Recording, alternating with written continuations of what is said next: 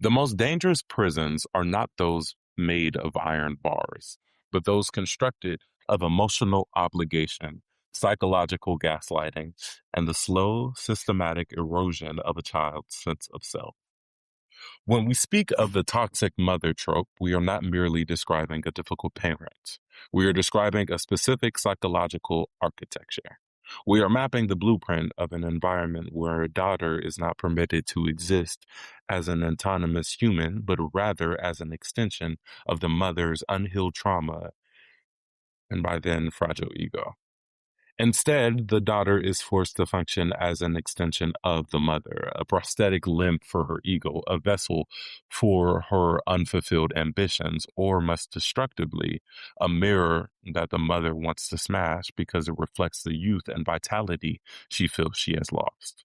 This is the cage. This is something that I've talked about before in certain excerpts, especially in my book, Black Boy Poems, but the cage is a controlled environment where the air is thin and the walls are made out of conditional love, and the exits are marked with the shame of betrayal. Black mother-daughter relationships cannot be understood outside of history. The mother-daughter bond in Black life has often carried more than affection family tradition. It has carried survival instructions. It has carried warnings about racism, respectability, danger, poverty, sexuality, labor, men, and how the world may punish a Black girl before it even gets to understand her. Black feminist theory argues that race, gender, class, sexuality, and family structure all shape Black women's identity and relational life, meaning the private home is never just private. The home becomes one of the first places where a Black girl learns what the world may demand from her. This is why the mother-daughter bond can be both sacred and suffocating.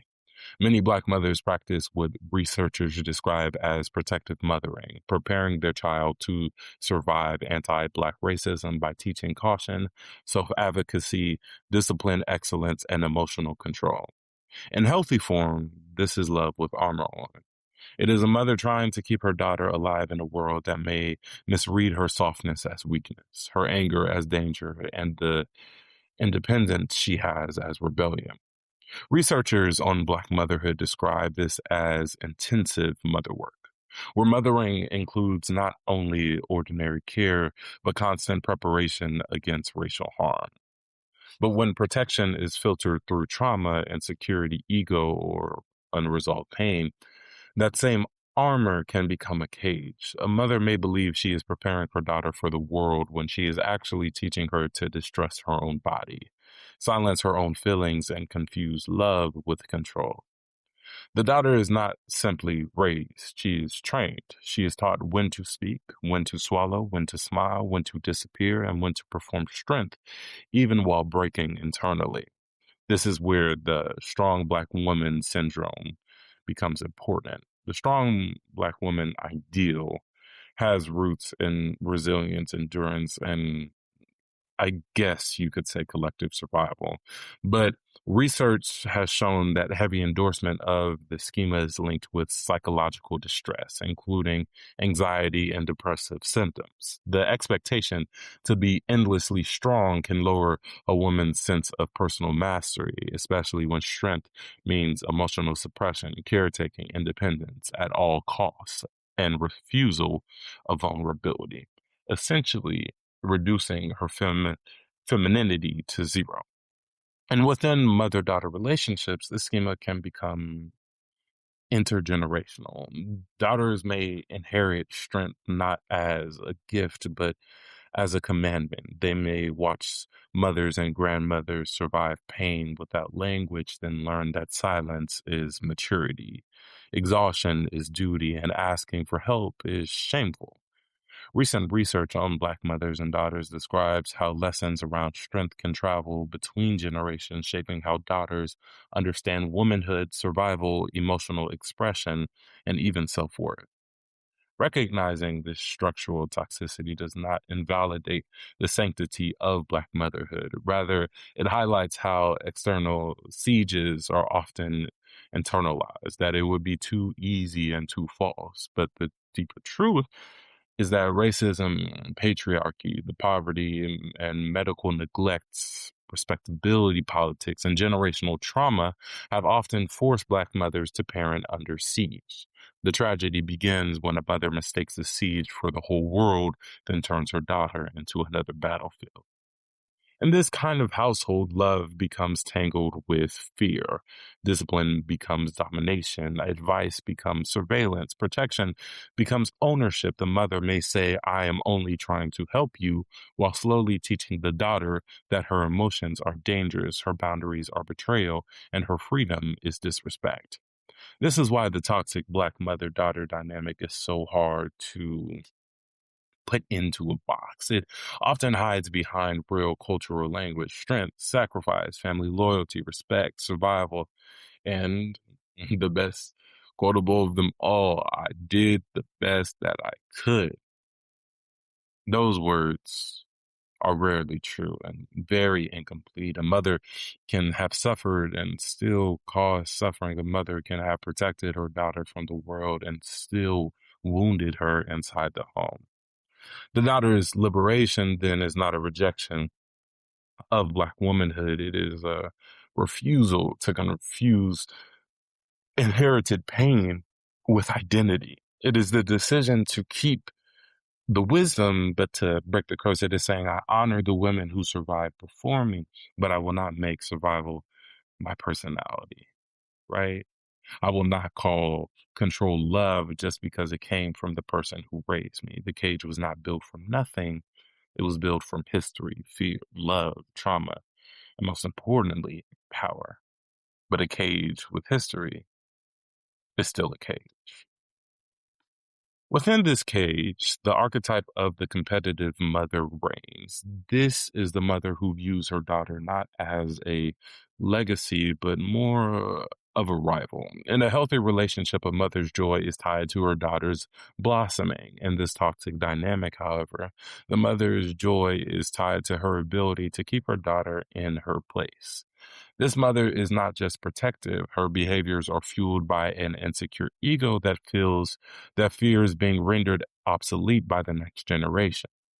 She views her daughter's developing beauty, intelligence, or independence as a direct threat to her own status as the queen of the household.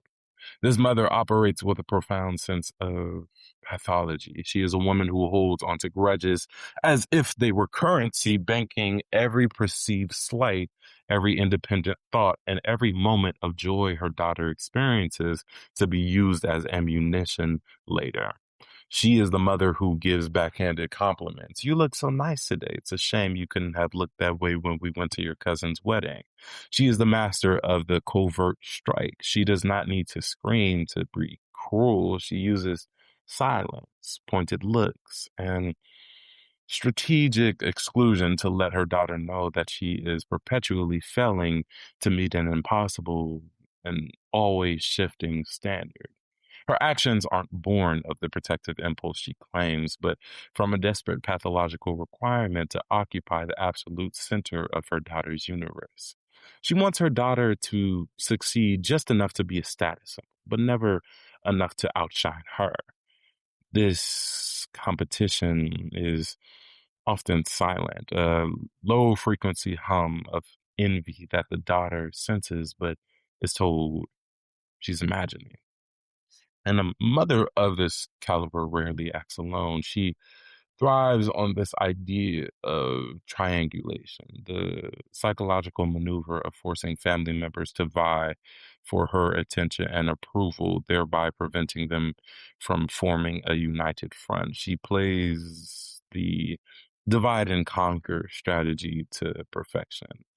In this specific household, the mother uses the brothers, the sisters, even the father against each other. She creates an atmosphere of scarcity. There is only enough love in this house for one of you. By fostering this competition, she ensures that the older sister and the younger sister are never allies. arrogance. She fools the older sister's arrogance by telling her, "You are the one I can trust," while simultaneously whispering to the younger one, "I can tell you things I can't tell your sister." This is how she keeps truth from coming out. She keeps them separate, keeps them suspicious of one another, and ensures that she is the only common denominator. By holding the monopoly on truth in the house, she prevents the sisters from ever comparing notes and realizing that they are being played against each other. And there is a specific, yet very destructive and honestly devastating phenomenon in these types of families: the youngest as middle status. While the younger sister is, well, chronologically the baby, the mother manipulates the family hierarchy so the younger daughter occupies the role of a middle child, a position often found to feel unstable, almost invisible, and consistently striving for attention or to be heard. The mother accomplishes this by denying the youngest the privileges of being the baby and the authority of being the oldest. Instead, she makes the youngest the family scapegoat, the one who is too sensitive, the troublemaker, or the problem child. Even though she is the youngest, she is treated as if she is the only one who messed up the family dynamic by simply existing. This creates a terrible dissonance in the child. The youngest daughter is constantly trying to catch up to a standard that has been moved by the mother, and yet she becomes the one who is expected to clean up the older sister's messes while receiving none of the credit. It is a relentless cycle of a manufactured validation where the daughter is forced to run just to prove she deserves to stand still. The daughter learns early that her survival depends on her ability to anticipate the mother's shifting moods, creating uh, a state, a state of hypervigilance that follows her well into her adulthood. And in this toxic family system, the older sister often steps into the role of the gatekeeper. Having been molded by the mother into a weapon, she views the younger sister's attempt to be herself as the betrayal of the rules she had to follow to survive. The older sister is the first survivor. She has been parentified, forced to sacrifice her childhood to please the mother because she had to pay such a high price for her status in the home. The loss of her own autonomy, the heavy burden of being the good one, she cannot stand to see the younger sister walk away from that contract. When the younger sister shows signs of questioning the mother or when she expresses unhappiness, the older sister attacks. She mocks the younger sister's emotions, calls her dramatic, and tells her, "You're just making mom upset." This betrayal is more interesting than the other ones because it denies the younger sister the safety of a peer bond. The mother sits back and watches, pleased with her work as the sisters tear each other apart. The older sister becomes an extension of the mother's will, a junior enforcer who ensures that the status quo remains undisturbed. She has effectively traded her soul for maternal proximity, and she will punish the younger sister for daring to imagine a life where that proximity isn't the most important thing in the world. The older sister's cruelty is a form of self preservation. If she admits the younger sister is right, she has to admit that her own sacrifice was for nothing. But the true question is, why does the mother persist in her behavior? Why does she hold on to grudges for decades? It is a mistake to view her behavior as purely evil in a vacuum. It is more accurate to say that her trauma, insecurity, and pathological need for control have fused into a mechanism of malice. She is a woman who has built her entire identity on being the victim. And she needs an adversary to validate that identity. If she can make her daughter into the ungrateful child or the problem, she never has to face her own emptiness. Her behavior is often performed in the shadows. She will wait for a family gathering to make a subtle, biting remark that destroys the daughter's confidence. She will forget to tell the daughter about important family events and act like the victim when the daughter is hurt. She will play along, play the doting mother to the outside world, creating a mask of perfection that makes the daughter feel crazy for being abused.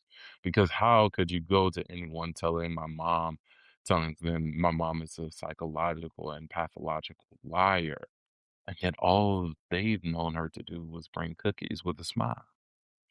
Yet when the daughter finally calls her out, the mother pulls the ultimate trump card, the hurt mother. She cries. She plays the martyr. She rallies the older sister to her side. She uses the family's loyalty against the truth. It's sophisticated. It's a high level game, honestly, truly is the greatest form of emotional warfare. The mother believes her own narrative. She believes she is the victim of a daughter who is too selfish to appreciate what she has sacrificed. She uses the language of care to justify acts of control, making the daughter feel morally bankrupt for wanting freedom. Now, breaking out of this cage as an African American household is not just a personal journey, it's a revolutionary act of reclaiming one right to humanity. It requires an act of radical not even individualization, but I guess, yeah. It requires a servant that is as painful as it is necessary. The daughter must perform the heavy labor of understanding that her mother's demands for strength were likely born of a genuine, albeit destructive, desire to keep her safe from society. This realization does not excuse the toxicity. It does not make the hurt go away, but it provides clarity necessary to detach without pure blinding hatred, because there has to be a silver lining. And what it does is that it allows a boundary to be drawn with sorrow rather than spite. But the hardest part of this is the inevitable smear campaign. When you decide to stop wearing the armor, when you decide to prioritize your own joy over the family's respectability, and albeit protect your peace, the family system will react violently. They will call you selfish, lost, too sensitive. They will create a narrative that suggests you are the one who is mentally ill or acting out. You must understand. This is their fear talking. They're terrified that if you were allowed to be free, it proves that they didn't have to stay in their own cages. Your freedom is a mirror reflecting their own sacrifice back to them, and they cannot look at it. They would rather destroy you than face the reality that their strength was actually a cage. Individuation does not mean you stop being black or that you stop loving your family. It means you stop allowing their unhealed wounds to dictate your reality. You are making the agonizing, heroic choice to serve as the generation where the transmission of trauma finally halts. True liberation is realizing that you can honor your heritage and your family's strength without needing to carry their pain. You can choose to be strong when you need to be, but you must also claim the right to be weak, to be tired, to be uncertain, and to be yourself. You can honor the resilience of those who came before you while refusing to inherit their prisons. The cage was built to keep you alive, truly, but it was never designed to let you live. Leaving it is not an abandonment of your people. It is a declaration that the cost of your existence will no longer be the sacrifice of your soul. You are not a strong Black woman because you have no other choice. You are a human being who has survived the training ground, and now you are free to define your own nature. But albeit the armor served its purpose, but you are allowed to take it off. You are allowed to stop being the one who carries everyone else's burdens while your own spirit starves. You are allowed to be simply yourself. Walk into the light. Do not look back and understand that the evil you experienced was not a reflection of your worth, but a measure of your own inability to find the light. you have now chosen for yourself. You are not the troublemaker or the problem child. You are the one who decided to survive the cage. And in doing so, you have finally learned how to live.